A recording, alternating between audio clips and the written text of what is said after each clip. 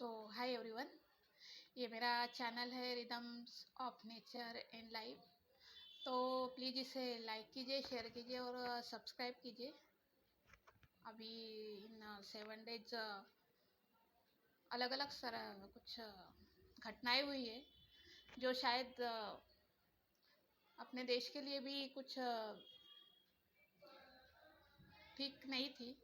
और रही दूसरी बात, पिछली बार मैंने जो वीडियो बनाया था हैकिंग की ओर से था। वो हैकिंग जो करते हैं वो भी जो भी हो उसकी ओर बनाया था। तो मेरी बहन बोल रही थी कि इतने ज़ोर से मत चिल्ला, यूट्यूब वाले घर पे आ जाएंगे। मैंने कहा मैं नहीं रहती घर पे, तू रहती है, तू हैंडल कर लेना। और बोलती है कि ज़्यादा बोला मत कर, कम बोला कर। मैंने कहा ठीक है, कम ही बोलूँगी। बाद में मैं ऑफिस के लिए निकली तो स्टेशन पे पहुंची। मैं बस से ट्रैवल कर रही थी, बस से ट्रैवल करके स्टेशन पे उतरी। बाद में ब्रिज से जाना पड़ता है मुझे। तो वहाँ एक लड़का बैठता है, हैंडीकैप्ड है टोटली। उसे इंग्लिश आती है, पढ़ते लिखते सब कुछ आता है, लेकिन हैंडीकैप्ड है, शायद कुछ पोलियो का असर है उसको। तो वो जहाँ बैठता है वो, यानी फिल्मिस्तान स्टूडियो जो है गोरेगांव से, अगर आप इधर पूरब की तरफ आते हो तो वहाँ हमेशा बैठता है। और उसको मैं 10 सालों से देख रही हूँ, यानी बहुत दिनों से देख रही हूँ उसको। तो हमेशा कुछ चीज़ें जैसे हैंडकरचिफ है, अभी मास्क है, पेन वगैरह ऐसे बेचते रहता है वो। तो मैंने उसको पूछा कि इतने ऊपर, यानी सीढ़ियाँ इतने क्योंकि जो फिल्मिस्तान से अगर पैरेलल आते हो आप स्टेशन की तरफ वेट्स से, तो जो मिडल ब्रिज है, बड़ा जो टिकट विंडो इसके बाजू वाला ब्रिज है, वहाँ वो हमेशा बैठता रहे। अभी वो दिख नहीं रहा है 2 दिन से, शायद कुछ अभी कोरोना का कुछ थर्ड वेव का कुछ चल रहा है, तो शायद मना वगैरह किए होंगे, वो मुझे पता नहीं।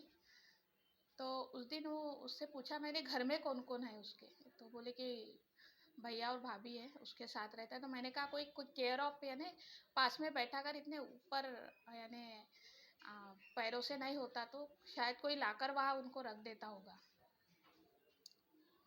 तो मेरी फ्रेंड है, वो एनजीओ में कुछ वर्क करती है वो, तो उसके पास व्हील चेयर है एक। तो मैं चाहती थी वो उसको मिले ताकि वो आना जाना कर सके। मैं उसके बारे में पूछ रही थी, लेकिन वो मेरे ऊपर भड़क गया कि ज़्यादा बोला मत करो। तो मैंने कहा ये दूसरी बार है किसी ने बोला है ज़्यादा बोला मत करो, तो मैं फिर वहाँ से निकल गई। तो ऐसे होता है। मैं गोरेगांव में जाती हूँ जॉब पे, तो केयर ऑफ ही है, वहाँ से वो हमेशा दिखता है मुझे। कुछ चीज़ें मैं खरीद लेती हूँ कभी कभी। तो अगर आप गोरेगांव जाते हैं, वो 11 बजे के बाद इनकेस वहाँ बैठा रहता है वो लड़का। थोड़ा मेंटली ये है, लेकिन उसको सब कुछ समझता है। तो आप जो भी देख रहे हैं वीडियो, अगर आप गोरेगांव में उस लाइन से अगर गुजरते हो तो प्लीज़, आप कुछ भी खरीदना हो तो उनसे उससे खरीदिए। इवन वो ही नहीं, आप लोग कार से जाते हो, यानी कुछ ट्रैवलिंग कर रहता है, और आपको लगता है कि हमारे पास ये चीज़ें है, लेकिन अगर किसी के पास से हम 10 या 20 रुपए का कुछ एक्स्ट्रा भी खरीद लेते हैं तो अच्छा ठीक रहता है कि उनको भी कुछ मिले। तो इस तरह वो गुस्सा हुआ था मेरे ऊपर। तो शायद किसी को इस तरह पर्सनल पूछना ठीक नहीं है। मेरा दूसरा अभी वो व्हील चेयर किसी और को दे दिया उसने, मेरी फ्रेंड ने। लेकिन मैंने उसको बोला था कि वो दिखता है तो मैं उससे बात करूँगी, तो लेकिन मैंने कहा इट्स ओके, अभी कुछ है ही नहीं। तो बाद में कुछ अपने जो भी अपने देश के जितने बड़े सेना नायक थे,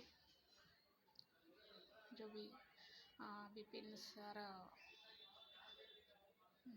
रावत, उनकी और उनके जो भी जितने भी लोग थे जो शहीद हुए हैं, ऐसा इतना बड़ा हादसा नहीं होना चाहिए था। कहीं ना कहीं कुछ गलती हो ही गई होगी, क्योंकि सारे के सारे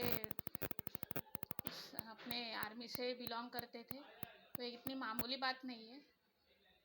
तो जो भी है बहुत दुखदायक घटना ही है। तो जो भी तफ्तीश है अभी आगे होगी ही। तो इस तरह का होता है ये। तो मैं इतना ही कहना चाहूँगी कि अगर इस तरह का कोई अगर ऑन द वे भी हम लोग जाते हैं, बस से है या ट्रैवलिंग करते हैं, तो कई लोग नज़र आते हैं इस तरह के। तो आप उनके पास से कुछ भी थोड़ा थोड़ा खरीदिए, तो उनकी भी मेहनत शायद सफल हो जाए। तो बस इतना ही कहना था। And thanks. एंड